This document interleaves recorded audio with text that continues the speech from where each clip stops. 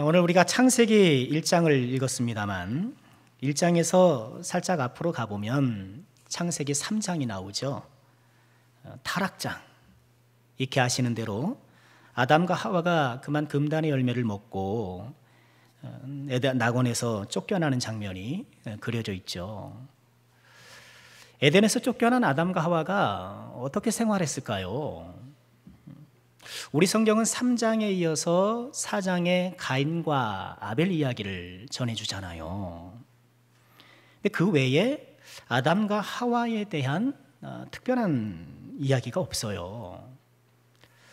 오래전부터 이 쫓겨난 아담과 하와가 어떻게 생활했는지 사람들이 궁금했던 모양이에요. 그래서일까요? 구약 위경 중에는 아담과 이브의 생활이라는 그런 책이 있어요. 위경이라는 게 있는데요. 가짜 성경, 그렇게 뜻이 되겠죠. 성경 기록됐던 시대에 성경만 기록한 것은 아니잖아요. 그러니까 성경에 나와 있는 등장인물 또는 성경의 상황들을 차용해서 또 많은 문서들이 우리로 치면 종교서적 비슷한 것들이 많이 기록되었어요. 그렇지만 우리 개신교도 그렇고 카톨릭도 그렇고 그 어떤 기독교 종파에서도 성경으로 인정받지는 못하고 있거든요. 그런 문서들을 일컬어 위경 이렇게 부릅니다. 우리 개신교는 신구약 66권만을 성경으로, 또 카톨릭은 여기에 7권의 외경을 제2경전이라 하여서 성경에 포함시키고 있는데 이 위경은 그 어디에도 들지 못한 그런 책들이에요. 왜냐하면 그 내용이 성경 인물이 등장하고 또 성경의 상황을 차용하기는 합니다만 기독교 교리에서 많이 벗어나 있기 때문에 그래요.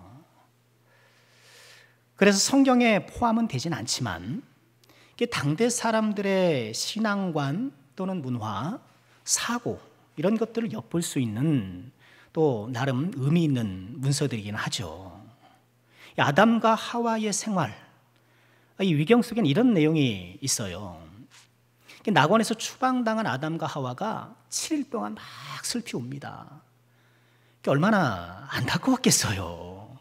돌이킬 수 없는 그 상황에 낙심해서 7일 동안 우는데 7일이 지나고 나니까 아담과 하와가 배가 고파져요.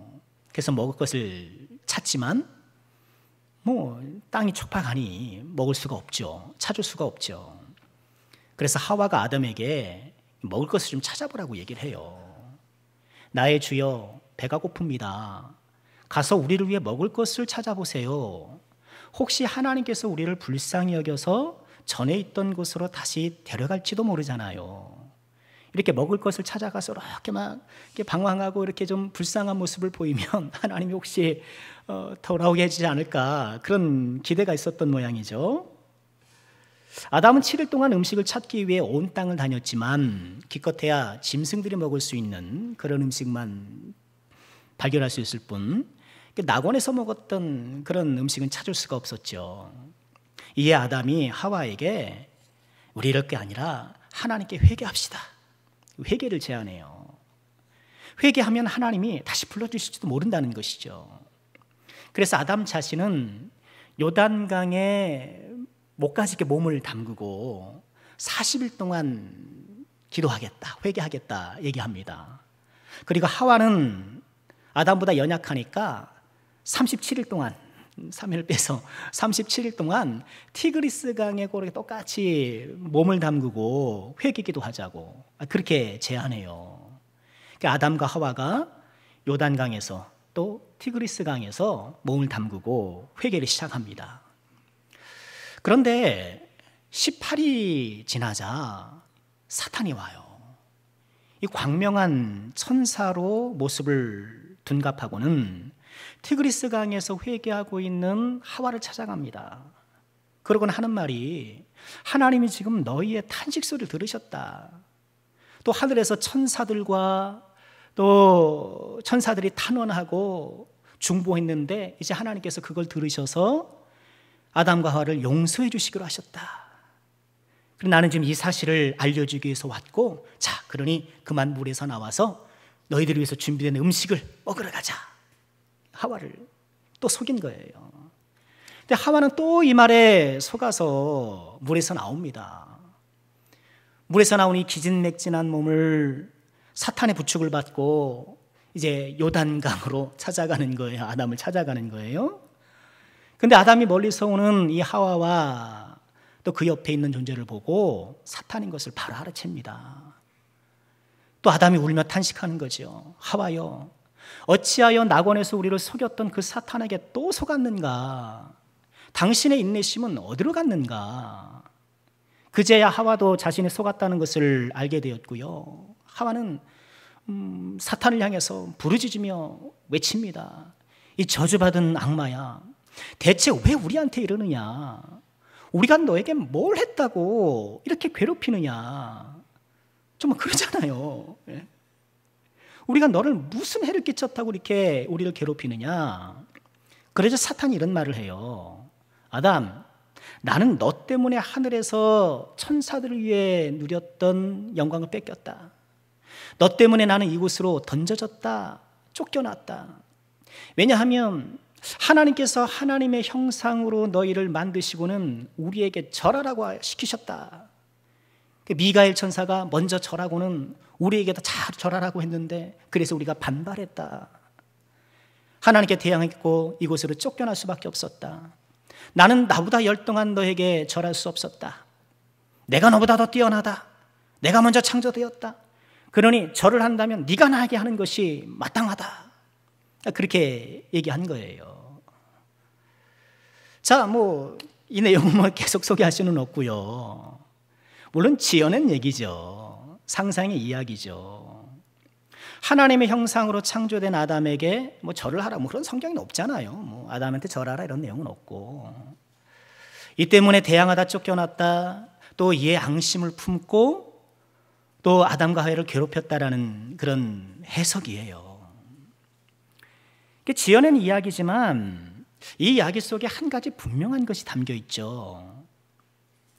그것은 이 글이 기록된 당대의 사람들 사이에는 사람이 하나님의 형상으로 창조되었다는 사실이 사탄의 질투를 살 만큼 매우 특별한 일로 여겨지고 있었다는 거예요.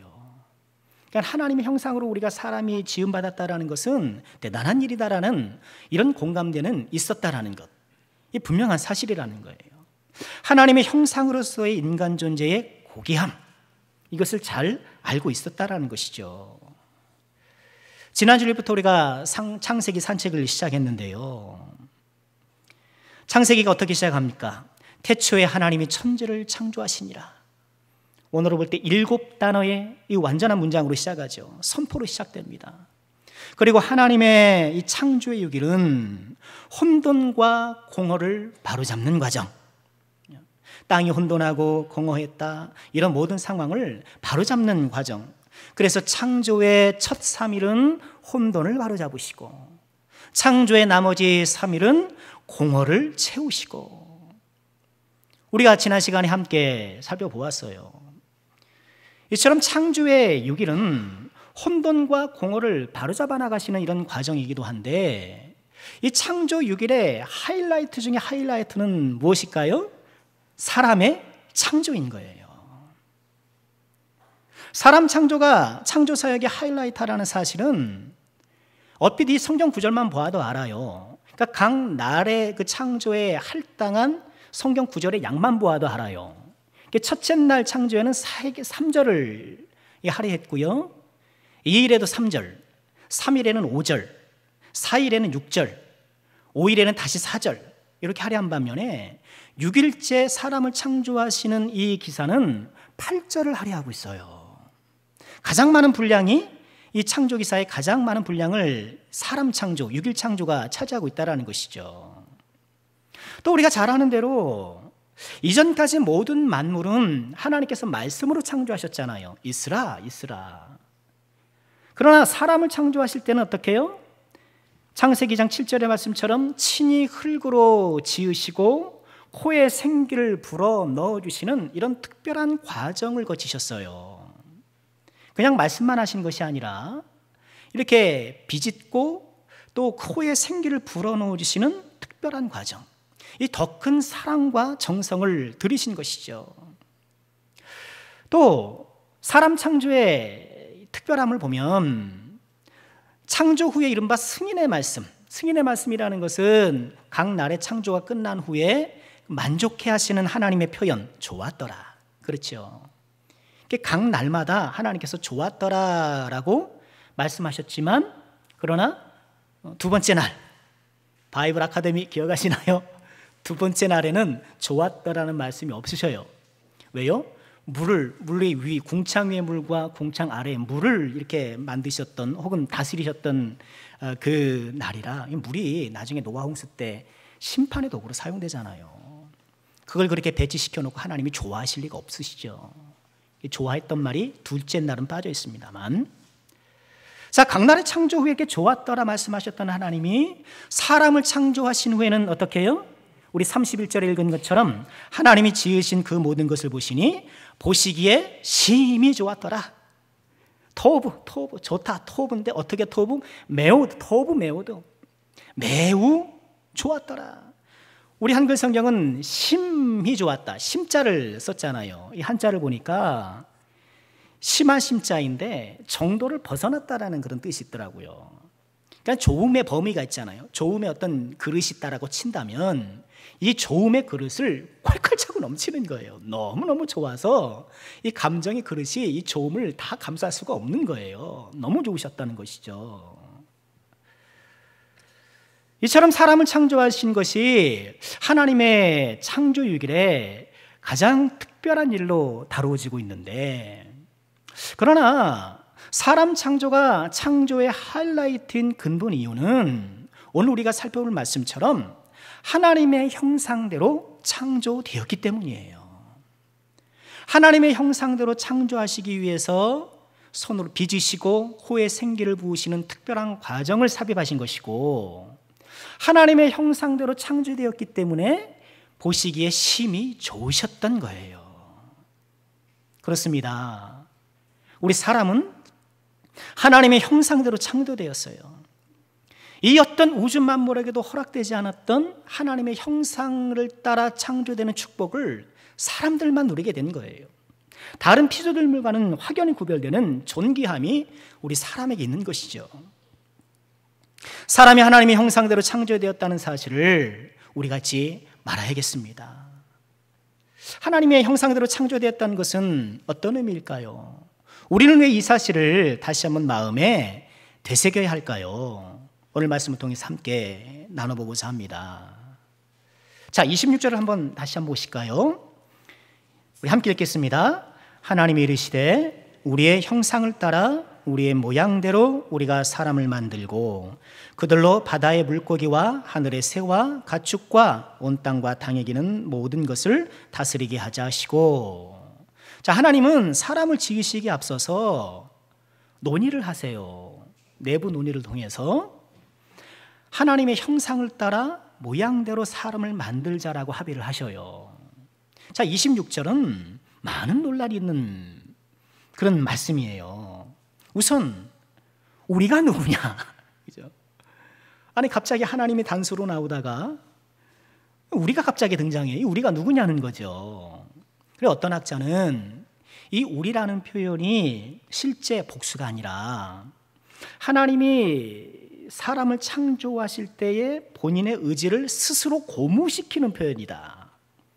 그러니까 뭔가 자신의 의지와 각오를 다지기 위해서 이런 어법을 쓰신다. 뭐 우리는 그런 어법이 없는데 영어권에는 그런 어법이 살짝 남아있다고 해요. 그래서 그 영국 왕이 짐은 어쩌고 할 때 그 짐을 때로는 위라고 복수로 번역을 하기도 한다는데, 뭐 그 시대에 그런 어법이 있었다라는 것이죠. 또 어떤 학자는 아마도 이 우리가 욥기에서 나오는 것처럼 하나님과 천사들이 함께했던 천상회의가 아니었겠느냐, 그렇게 주장하기도 해요. 우리니까.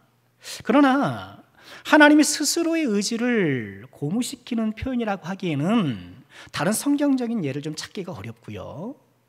또 천지창조는 하나님의 단독 사역이기 때문에 무슨 천사들과 의논해서 하셨다라는 것이 또 하나님의 능력에는 또 우리가 알고 있는 하나님의 모습과는 어울리지가 않는 것이죠.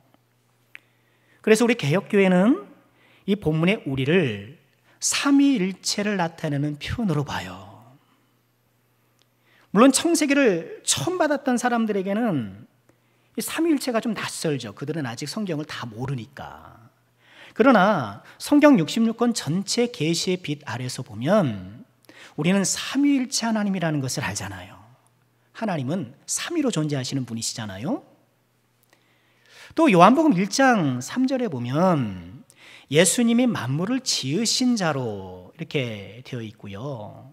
또 빌립보서 1장 16절에도 만물이 그에게서 창조되되라고 하면서 신약 성경은 예수님이 하나님과 함께 창조하신 분으로 이렇게 소개하고 있습니다. 그리고 지난주에 우리가 살펴보았던 1장 2절 말씀에도 하나님의 신은 수면 위를 운행하신다 하면서 성령의 존재를 이야기를 해요. 근데 성경 전체로 봤을 때의 창조는 성부, 성자, 성령 삼위 하나님의 작품, 이 삼위 하나님께서 함께 하신 일인 것이죠. 그래서 우리는 이 우리를 삼위 하나님을 표현하는 것으로 우리는 그렇게 보고 있는 것이죠. 자, 삼위 하나님께서 사람을 창조하시되 우리의 형상을 따라 우리의 모양대로 창조하자, 그렇게 마음을 모으셔요. 자, 그럼 형상과 모양이라는 것은 무엇일까? 형상과 모양은 뭐 별개는 아니고요. 하나님의 형상을 모양이 이렇게 더 부연해주는, 모양과 형상 사실상 같은 의미인데요. 자, 형상이라는 이 말을 먼저 살펴보면은요, 째렘이라는 이런 단어인데 구약 성경에 총 17번이 사용됐어요. 그런데 그런 사용된 용례를 가만히 살펴보면 이 째렘이라는 단어는 우리말로 번역된 형상과 거의 일치해요. 거의 완벽하게 일치해요. 형상의 사전적 의미를 찾아보면 이렇게 두 가지로 되어 있더라고요. 사물의 생긴 모양이나 상태, 또한 마음과 감각에 의하여 떠오르는 대상의 모습을 떠올리거나 표현함 또는 그런 형태. 그러니까 형상이라는 것은 사물의 생긴 모양이나 상태예요. 예를 들어서 내가 이제 코끼리를 뭐 만들고 싶다 할 때 코끼리가 있는데 그 코꼬리를 그대로 만들었어요. 눈에 보이는 그런 사물을 이렇게 표현한 상태. 그런 것도 형상이라고 그러고요. 두 번째 정의가 중요한데 마음과 감각에 의해 떠오르는 대상을 표현하는 거예요. 이거는 실제하진 않아요. 모양으로 실제하진 않지만 그것이 이러할 것이다라고 상정하여서 만드는 거예요. 마음과 감각에 떠오르는 대상을 표현하는 거예요. 이런 뭉크의 절규라는 그림 있잖아요. 아시죠? 그림을 준비하진 않았습니다만 이렇게 해골로 이렇게 만들고 이렇게 막 그 울긋불긋한 그림으로 막 있는 뭉크의 절규라는 그림 있잖아요. 그 그림은 뭔가요? 절규라는 이 추상적 감각 개념을 그렇게 그림으로 표현하는 거예요. 그림으로 형상화한 거잖아요. 그러니까 눈에 보이지는 않는 것을 눈에 보이게끔 형상하는 것이 형상인 거예요. 뭉크의 절규라는 그림이 보이지 않는 절규라는 감정을 눈에 보이게 하는 것처럼 우리 사람은, 하나님의 형상으로 창조된 사람은 보이지 않는 하나님을 보이게끔 표현한 거라는 거예요. 그러니까 왜 사람을 하나님 형상으로 만드셨나? 하나님은 눈에 안 보이잖아요.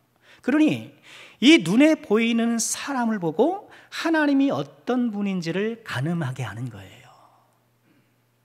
그러니까 하나님을 보고 싶으면 누굴 봐야 돼요? 사람을 보는 거예요. 하나님이 어떤 분이시지 하면 누굴 봐요? 사람을 보는 것. 이처럼 눈에 보이지 않는 하나님을 보이게끔 하나님의 형상으로 만드신 거예요. 형상을 따라. 모양이라는 말도 나오는데요. 이 모양이 데모트라는 말은 말 그대로 모양이에요. 하지만 우리가 하나님의 모양으로 지음받았다는 것이 하나님도 우리와 똑같은 겉모습을 지니고 있다는 것은 아니죠. 우리가 눈에 보이는 모양이 있다는 건 아니잖아요. 그러니까 그리스 로마 신화를 보면 신들의 모습이나 사람들의 모습이나 생김새가 비슷해요. 그렇잖아요. 그러나 하나님은 그렇지 않죠. 하나님은 영이시기 때문에 눈에 보이는 그런 외양이 없어요. 눈에 보이시지는 않지만 그러나 우리 각 신체가 갖고 있는 그런 기능을 하나님도 갖고 계세요.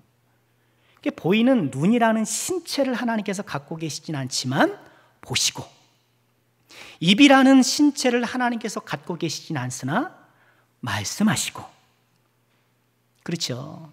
그러니까 모양대로라는 것은 하나님의 외견이 아닌 하나님의 속성을 뜻하는 거예요. 이런 말하기, 또 생각하기, 느끼기, 또 눈으로 보기, 뭐 이런 모든 것들. 그러니까 하나님의 속성을 사람에게 부여해 주셔서 사람도 그 하나님의 속성을 일부 갖게 된 거예요. 그러니까 하나님의 모양으로 지었다라는 것은 하나님의 속성을 사람이 공유하기 때문에 하나님과 교제할 수 있는 존재로 만들었다라는 그런 의미인 거예요. 자, 정리해 볼까요? 그러니 하나님의 형상과 모양대로 사람을 창조하셨다라는 것은 보이지 않는 하나님을 보여주는 존재로, 또 하나님의 속성을 공유하여 하나님과 교제하는 존재로 사람을 만드셨다라는 그런 의미인 거예요. 그런 존재로 우리를 창조해 주신 거예요. 그러니까 하나님의 형상에 대해서 사람은 하나님을 대신하는 거예요. 하나님과 교제하고 또 하나님의 모습을 대신 보여줌을 통하여서 모든 만물을 다스리는 거예요. 다시 26절을 보시면 왜 하나님께서 우리의 형상과 우리의 모양대로 만들자라고 말씀하셨는지 이유가 나와 있어요. 중간부터 보실까요? 우리가 사람을 만들고 형상을 따라 모양대로 그들로 바다의 물고기와 하늘의 새와 가축과 온 땅과 땅에 기는 모든 것을 다스리게 하자. 이런 것들을 다스리려고 하나님께서 창조한 피조 세계를 다스리도록 하나님과 교제 가능한 존재, 또 하나님을 보여주는 존재로 사람을 만드셨다라는 거예요. 여러분, 이 사실은 우리에게 매우 중요해요. 이 창세기 산책을 하면서 아이고 뭐 모양이 어떻더니 뭐 형상이 어떻더니 아이고 목사님 그게 저랑 무슨 상관인데요. 그 옛날에 있었던 일이 지금 나랑 무슨 상관이라고. 지금 코로나 때문에 먹고 살기도 그냥 힘들고 머리도 지끈지끈한데 교회 오면 좀 편안한 얘기 좀 해주시고 잘 된다는 얘기 좀 해주시고 좀 위로 좀 해주시고 그런 말씀을 해주시지 뭐 태초에 있었던 일이 뭐 나하고 무슨 상관이라고 그 얘기를 지금 하십니까? 여러분, 그러나 그렇지 않아요. 우리가 하나님의 형상대로 지음받았다는 것은 우리에게 매우 중요해요. 왜냐하면 이 하나님의 형상은 우리가 반드시 되찾아야 될 우리의 본연의 모습이고 우리의 진짜 모습이고 우리가 예수님을 만나고 이 땅을 살아가는 궁극적 이유이기 때문에 그렇습니다. 우리가 하나님의 형상으로 창조되었지만 이런 문제가 발생했죠. 뭔가요? 아담이 타락해서 우리 안에 담겨있던 하나님의 형상이 완전히 일그러져 버렸어요. 완전히 뒤틀려져 버렸어요. 그래서 하나님과의 교제가 단절됐잖아요. 사람은 하나님과 교제할 수가 없어요. 여러분, 하나님과 이게 죄를 지었을 때 하나님과의 교제가 단절이라는 표현을 우리가 종종 쓰잖아요. 맞는 표현이긴 합니다만 정확한 표현은 아니라고 봐요. 교제가 불가능해졌다, 이것이 더 정확한 표현이에요. 그러니 하나님과의 전화선이 끊긴 게 아니라 전화가 사라진 거예요. 우리가 하나님을 찾을 수 있는 능력이, 하나님께 다다를 수 있는 능력이, 하나님과 교제할 수 있는 능력이 우리에게 사라져버린 거예요. 하나님을 찾을 수가 없어요. 하나님께서 먼저 다가오시고 하나님께서 먼저 은혜 주셔서 우리를 찾아오시지 않는 이상 우리 스스로 하나님께 나아갈 수 있는 능력이 없어요. 세상 보십시오. 교회가 아니고 예수 믿지 않는 사람들 중에 누가 하나님을 찾는가? 누가 하나님을 경배하고 누가 하나님을 알아보느냐 말이에요. 알 수가 없는 거예요. 단절됐어요. 아담의 타락 때문에 하나님의 형상으로서 보이지 않는 하나님을 보여줘야 되는데 하나님을 보여주기는커녕 폭력을 보여주고 죽음을 보여주고 이어지는 사장이 그렇잖아요. 창세기 3장 타락 이후에 4장에 가인이 살인하잖아요. 분노하잖아요. 사람들이 가인을 죽여야 한다고 그러잖아요. 사람을 보면 하나님이 떠오르고 사람을 보면 하나님을 바라봐야 되는데 두려움을 바라보게 되고 공포하게 되고. 여러분, 제일 무서운 게 누구예요? 사람이에요. 사람. 쏟아지는 그런 사건 사고 보십시오. 사람이 제일 무서워요. 사람 만나면 동물들은 다 도망갑니다. 다 도망가요. 집에 있는 쥐가 여러분 우리 만나면 반갑다고 옵니까? 자기 잡는 줄 알고 그냥 후딱후딱 그냥 날아가 버리잖아요. 다 도망가지. 사람 보면 다 도망가는 거예요. 아이들에게 낯선 사람이 말 걸면 길 물어보면 친절히 가르쳐주라. 그렇게 가르치면 안 되잖아요. 이제 낯선 사람이 말 걸면 얼른 피해라. 얼른 피해라. 왜? 사람 무서우니까. 하나님의 형상으로서 피조된 세계를 다스림에도 불구하고 오히려 피조물을 섬기고 있는 거예요. 해 섬기고 달 섬기고 그러잖아요. 사람 섬기고 사람 막 영웅시에 사람 섬기고 조상 섬기고 돈 섬기고 쾌락 섬기고 이성 섬기고 다른 거 그냥 섬기는 거예요. 하나님의 형상을 잃어버린 인간 세계를 한번 가만 보세요. 하나님의 형상을 잃어버린 그 안타까운 모습이 그대로 드러나고 있잖아요. 다 하나님 제쳐놓고 살아요. 그래야 똑똑하대요. 종교 유효기간 다 됐는데 저건 뭐 하는 거야? 여러분, 냉장고에 우유가 유효기간 다 되면 어떻게 해야 돼요? 마셔요. 버리죠. 버려요. 그런 것처럼 종교는 유효기간이 다 됐다는 거예요. 뭐 그런 걸 쫓아다니고 있는가? 저 사람들 지금 저희 시간에 지금 뭐 하고 저러고 있느냐는 거예요. 마스크 쓰고 답답하게 저기 앉아가지고 그러는 거예요. 사람이 제일 무섭고 온갖 것 우상으로 다 섬기고 하나님의 형상을 잃어버린 인간들의 사회가 이렇게 비극적이 되었고, 하나님께서 처음에 꿈꾸셨을 때, 이 사람을 만드셨을 때 가졌던 그런 기대와 꿈이 와장창 깨어져 버린 것이죠. 이런 세상과 사람들을 위해 하나님께서 누구를 보내주셨나요? 우리 예수님을 보내주신 거예요. 우리 예수님을 보내주셔서 실패했던 첫 하나님의 형상 아담을 대신해서 하나님의 온전한 형상으로 우리 예수님을 보내주신 거예요. 골로새서 1장 15절은 예수님에 대해 이렇게 말씀하시죠. 그는 보이지 아니하는 하나님의 형상이요. 하나님은 보이지 않는데 그 보이지 않는 하나님을 가늠하고 보게끔 해주는 그런 분이시라는 거예요. 히브리서 1장 3절도 마찬가지예요. 이는 하나님의 영광의 강체시요 그 본체의 형상이시니라. 하나님 본체의 형상이시라는 거예요. 누가요? 우리 예수님께서. 하나님의 형상을 상실해서 절망적으로 추락하고 있는 인생이 예수님 오심을 통해서 변곡점을 만나고 다시 상승하게 된 거예요. 아담 안에서 잃어버렸던 하나님의 형상을 예수님 안에서 되찾게 된 거예요. 결국 예수를 믿는다라는 게 뭔가요? 예수를 믿는다라는 것은 아담의 후예로서 잃어버린 그 하나님의 형상을 회복해 나가는 과정. 내가 왜 예수를 믿는가? 잃어버린 하나님의 형상을 회복하기 위해서 우리는 예수를 믿는 거예요. 그러려고 하나님께서 우리를 하나님의 구원받은 자녀로 작정해 주신 거예요. 로마서 8장 29절에 이렇게 말씀을 하시죠. 하나님이 미리 하신 자들을 또한 그 아들의 형상을 본받게 하기 위하여 미리 정하셨으니.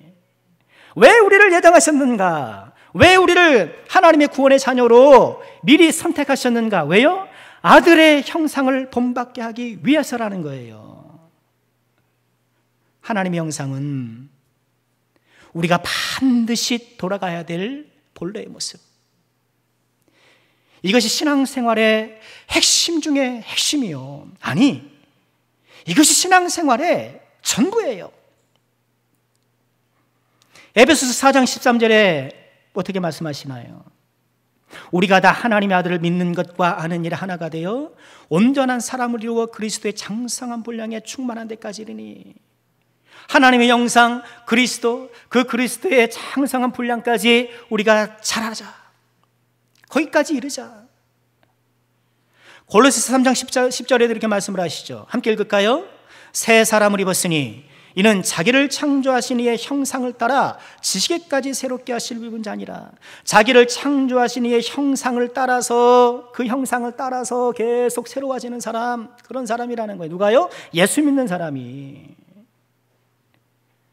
하나님의 아들을 믿고 하나님의 아들을 알아감을 통해서 온전한 사람, 그리스도의 형상, 하나님의 형상을 따라 날마다 새 사람이 되어가는 것, 이것이 믿음 생활이라는 거예요.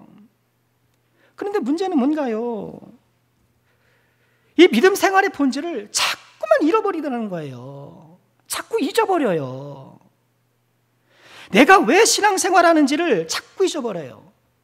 교회를 멀리하고 세상살이에 바빠서도 잊어먹기도 합니다만, 나름 교회를 가까이 하고 신앙생활 열심히 한다면서도 이것을 잃어버리기가 쉬워요.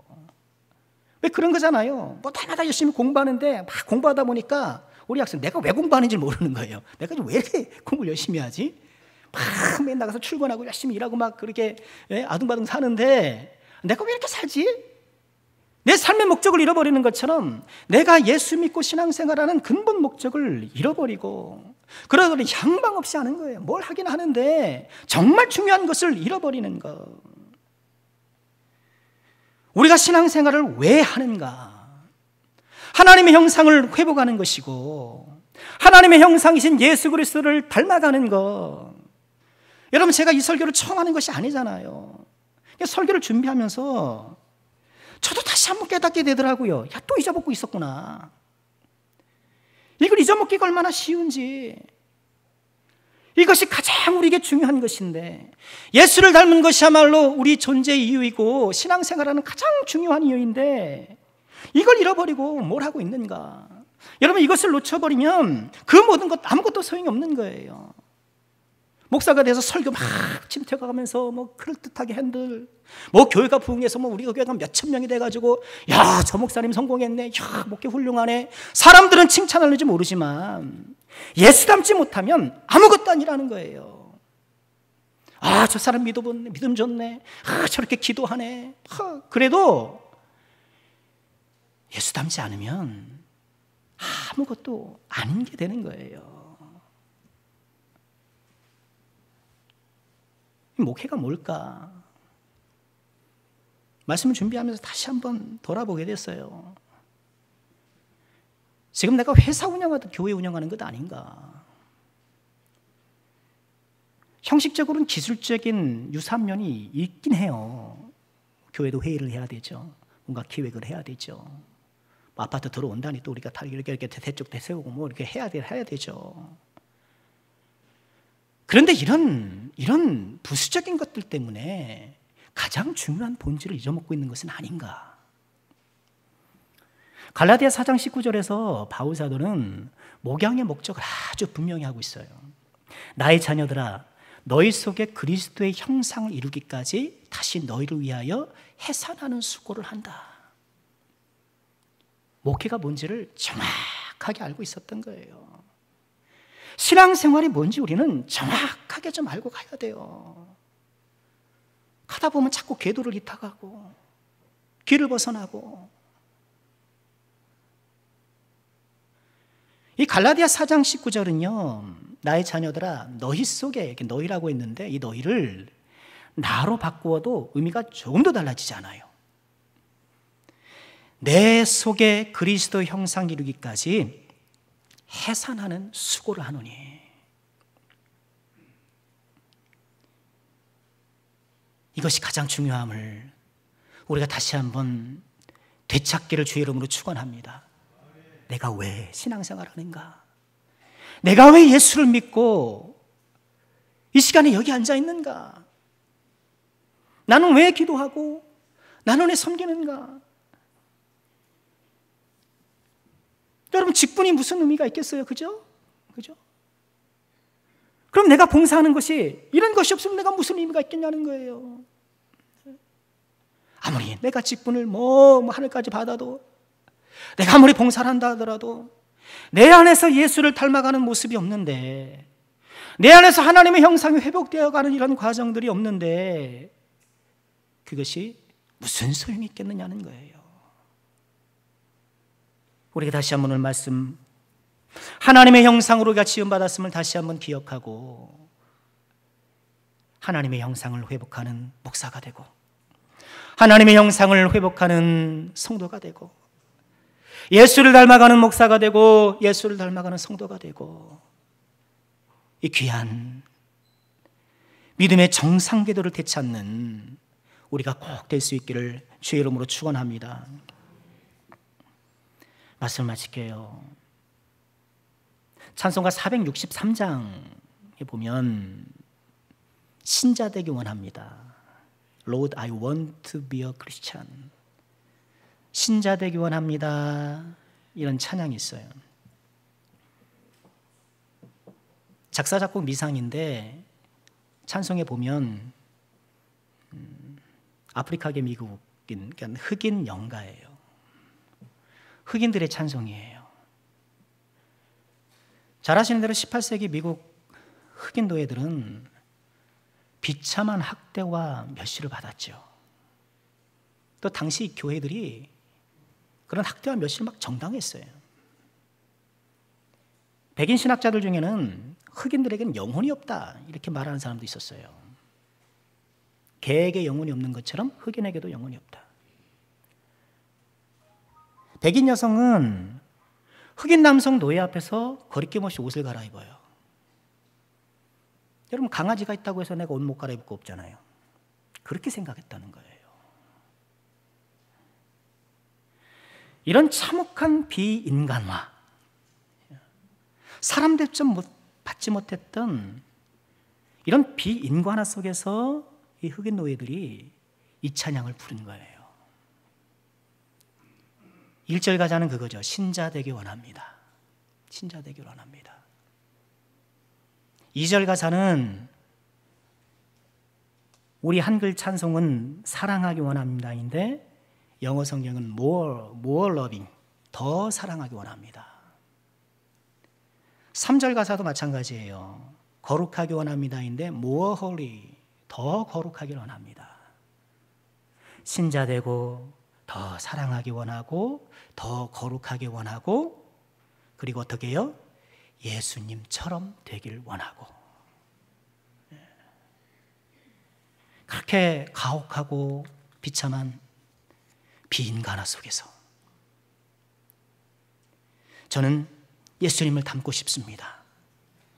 이런 가혹한 비인간화 속에서 진짜 인간이 되고 싶어 했던 찬양이에요. 저는 진짜 사람이 되고 싶습니다. 그저 인간 대접받고 이제 이런 노예 힘든 일 안 하고 평등하고 중요하죠. 필요하죠. 그러나 거기에 머물러 있는 게 아니에요. 이런 말도 안 되는 비인간화 속에서 진짜 인간 예수님 닮은 하나님의 형상을 입은 그런 사람이 되고 싶습니다. 너무너무 귀한 놀라운 믿음의 고백이 아닐 수 없는 거죠. 노예제도는 사라졌지만 여전히 이 세상은 우리를 비인간화하고 있잖아요. 우리 한 사람 한 사람들을, 특히 우리 자녀들을 세상에 최적화된 사람으로 계속 키워내고 이 세상에 최적화된 사람들이야말로 오늘날 우리가 기대하는 그런 인간이라는 거예요. 우리 자녀가 어떤 사람이 되고 싶어요? 거기에 보면 우리가 알잖아요. 우리 자녀가 어떤 인간이 되고 싶었는가? 스티브 잡스 같은 사람, 일론 머스크 같은 사람, 그럼 혁신하면서 막 그렇게 뭐 재물과 영광을 누리는 그런 사람이 그건 아니더라도 그저 나 인생을 편하게 사는 소박한, 그죠? 예. 여러분 화려함도 우상이지만 소박함도 우상이에요. 기억하세요. 저는 욕심이 없습니다. 저는 소박하게 살겠습니다. 그것도 우상이 돼요. 세상에 최적화된 사람으로 만들기 위해 비인간화를 시도하고 있는 이 세상 가운데에 정말 우리는 이 흑인 노예들처럼 진짜 인간이 되기를 기도하고 노래해야 될 것이 아닌가? 진짜 인간 어떤 인간이에요? 하나님의 형상을 회복해 나가는 예수님을 닮아가는 사람. 그래서 하나님께서 손으로 빚으시고 그 코에 생기를 불어넣으셨을 때 가지셨던 그 기대와 꿈을 실현시켜 주시는 사람. 엄마가 뱃속에 아이를 놓고 이 아이가 자랐을 때 어떻게 자랄 것인가 얼마나 많은 기대와 소망을 품고 있습니까? 그런데 그 자녀가 부모의 뜻에 어긋날 때 얼마나 가슴이 아프겠어요. 우리를 빚으시고 생기를 코에 불어넣으셨을 때에 하나님이 가지셨을 그 기대와 소망에 적합하고 그것을 이루어주는 하나님의 자녀, 예수를 닮아가는 저와 여러분, 오늘도 내일도 이 하루의 시간만큼 예수님을 더욱더 닮아가는 우리 모두가 꼭 되어야 되겠습니다. 하루하루 주님을 더욱더 닮아가고 마침내 주님 만났을 때에 얼굴과 얼굴을 마주하며 감사, 찬양, 영광 올려드리는 영화로운 하나님의 영상으로 온전히 회복되어 주와 함께 영생 복락을 누리는 우리 모두가 될 수 있기를 주님의 이름으로 축원합니다.